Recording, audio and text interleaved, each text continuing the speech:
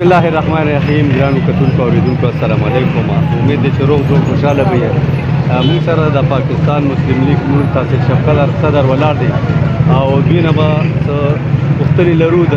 نننۍ قومي ورځ حوالې سره. صدر صاحب السلام علیکم. وعلیکم السلام. دا راته ووایه صدر صاحب چې نن د پاکستان قومي ورځ منځلې کیږي، چونکې شب قدر کې خو داسې موږ څه اثار ونه لیدل، نو په دې ورځ باندې 6 ستمبر د دې حوالې سره ستاسو څه رایه ده او څه ریمارکس دي؟ اعوذ بالله من الشیطان الرجیم. بسم الله الرحمن الرحیم. ښه سلامت به ستاسو ټیم ډېر مشکور یم، ډېره مننه کوم. دا 6 ستمبر هغه ورځ ده کله چې د انډیا یو جرنیل هغوی ویل چې موږ به د سار ناشته د سار چې موږ په لاهور کې څکو، نو هغه چې کله دا اعلان وکړو نو زموږ د پاکستان چې کوم میجر عزیز بټي شهید یا هغه سره نور چې کوم نوجوانانو هغوی د دې د ارادې چې کومې وي هغې نیست و نابود کړل او هغوی یو عبرتناک شکست ورکړو، هغې په پسپایه باندې مجبور کړل او هغې وتښتول. نو زمونږ په دې ورځ باندې زمونږ کوم چې شهدا دي هغه مونږ د هغې شهادت ته مونږ راج تحسین هم پیش کوو او دا مونږ د هغې په یاد کې یو ورځ مونږ دا 6 ستمبر چې کومې دا مونږ مناوو. نو دې مقصد دا دی چې یاره مونږ کوم دا شهدا دي یا د هغې کوم خاندانونه دي زمونږ کوم موجوده زمونږ کوم پوځیان وروڼه دي، نو مونږ د هغې حوصله افزایۍ دپاره مونږ دا ورځ مانځو او دا ورځ زمونږ دپاره ډېره اهم هم ده، ځکه چې په دې ورځ باندې مونږ خپل کوم چې زمونږ دشمن دی هغه له مونږ شکست ورکړی،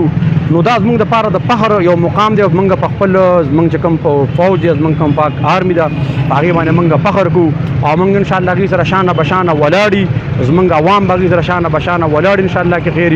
او مونږ دا کوم شهدا چې د هغې ته راج تحسین پیش کوو او د هغې مونږ د هغې خاندانونو سره هغې سره مونږ په دې غم درد کې شریک یو. نو دا دغه ورځ د دې دپاره منځل کېږي. مخې ته یو خاص مقصد دی چې هغې ته وایي جنت، چې زمونږ دا یقین دی زمونږ دا ایمان دی چې مونږ له الله پاک کامیابي راکوي او مونږ به ځو جنت ته. زمونږ فوجیان چې کوم دي هغه د لا اله الا الله په نوم باندې جنګېږي او هغې د مسلمانان دي د هغې د ایمان په جذبه باندې جنګېږي او هغه طرف ته که تاسو وګورئ نو هغې دوانې د هغې څه مذهب نشته دی، د هغې څه دغه نشته دی، نو هغې خو زه به دا وایم چې بزدله دي او زمونږ پوځیانو سره د ایمان جذبه ده، دا ملک د لا اله په نوم باندې کلاو شوی دی او دې کې ډېرې قربانۍ ورکړې شوي دي. نو مونږ خو د ایمان په جذبه باندې زمونږ پوځیان جنګېږي او هغې ټول عمر د ایمان په جذبه باندې جنګ کړی. نو زمونږ چې کومه عقیده ده په نبي علیه السلام باندې او الله جل جلاله باندې او په جنت باندې، نو زمونږ په ایمان کې دا شامل دي انشاءالله کې خیري او موږ به هم د ایمان په جذبه باندې زمونږ فوجیان او زمونږ عوام انشاءالله دوی سره شانه بشانه ولاړي او موږ د انډیا دا کومې خبرې چې دا خلک کوي چې یاره هغې دغه ته وختل او هغې داسې کامیاب تجربه وکړه خلات جاز ولېږو، نو دا موږ په تاریخ دی روچت کې ودې ګوري. دا زه چیلنج ورکوم هغه خلک چې کوم پاکستان پسې مسخري دا زموږ دننه خلک کوي هغې دوی ګوري داسې دوه دغه چې کوم د پاکستان لیږلي دي، یو په 1990 کې او یو تقریبا د 1997 منځ کې دا دوه دغه چې کوم دی دا موږ بره لیږلي او ښه کامیاب تجربې زموږ شوي. نو زموږ ملک په دفاعي او زمونږ ملک په هر لحاظ سره که تاسو دغه سره تاسو وګورئ یا دفاعي دغه سره تاسو وګورئ نو الحمدلله زمونږ فوج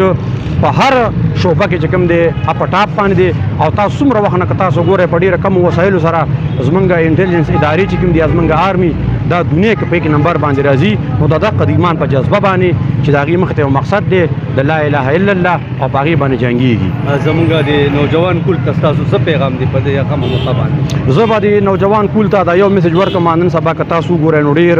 د آرمي خلاف د بیروني سازش لاندې یو ډېره خطرناکه منصوبه یو ډېره خطرناکه ایجنډه شروع ده. نو زه به خپلو نوجوانانو ته دا خبره وکړم چې دا زمونږ فوج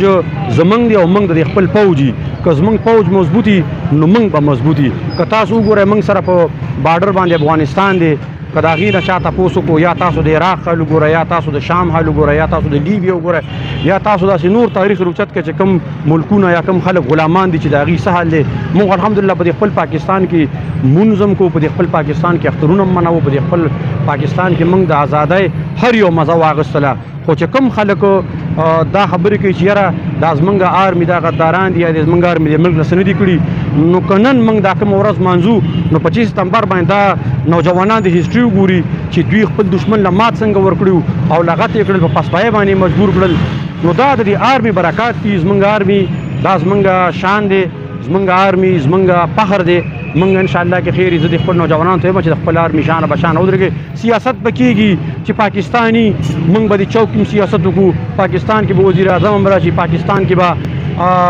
مونږ اسلام بول بالا به مې خو کله مونږ غلامان شو نو بیا به دا خبرې نه. نو دا زمونږ ټول د دې فوج کمال دی، دا ټول د دې فوج تکړه توب دی. پاکستان زنده باد، پاک آرمی پاینده باد.